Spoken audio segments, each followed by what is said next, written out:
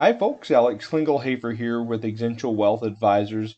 It's 5 o'clock here on the West Coast. It is Monday, April 12th, 2021. Here's your morning jog through the economic headlines of the world.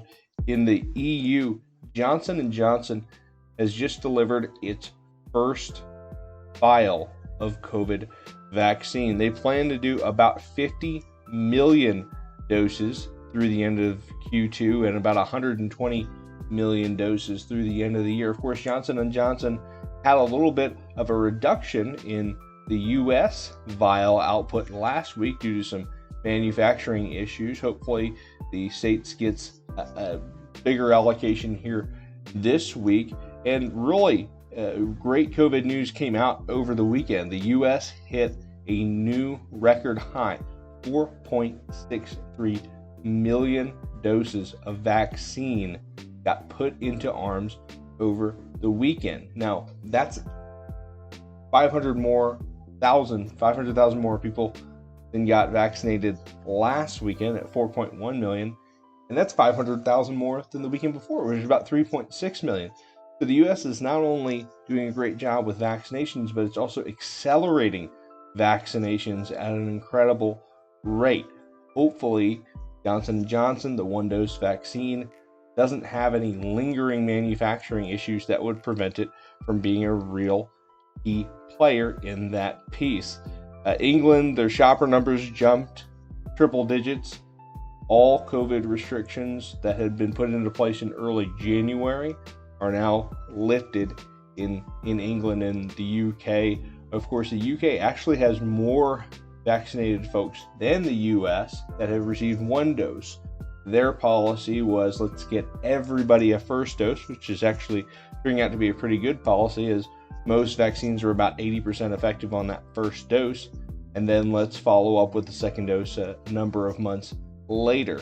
So England seeing some increasing economic activity here this morning, really even as real-time data is coming out, as those restrictions are lifted on pubs, over there, shopping malls, etc.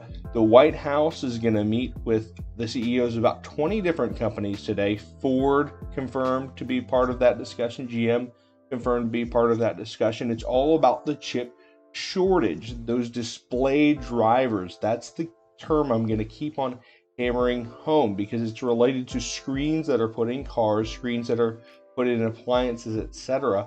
They're older chips. They're relatively inexpensive to produce. It's an economics problem. It's not a technology problem. It's not we need to build newer, better chips. It's we need these older chips.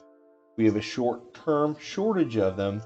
And once we get them built, those supply lines are not necessarily going to be economically efficient because they are going to be, quite frankly, a little bit outdated.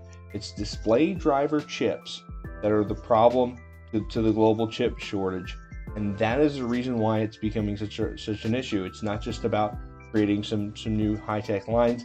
Biden going to meet with some CEOs today to talk about maybe some purchasing efforts by the country to get the economy back on track. An auto industry group last week said it might cost about 1.3 million cars from hitting the road, new cars from hitting the road this year. And last, before we get you off to a good week, Domino's this week is going to start pizza delivery using robots in Houston. They originally launched this idea with the company Nuro back in 2019. It's finally rolling out here this week in a test market, again, coming to you if you order Domino's in Houston. Of course, Domino's is always pushing the edge when it comes to tech in food. I think this is going to be the real next step for folks. Delivery drivers come and go. Having a fleet of robots could be very helpful. It'll be interesting to see. This is sort of new world technology.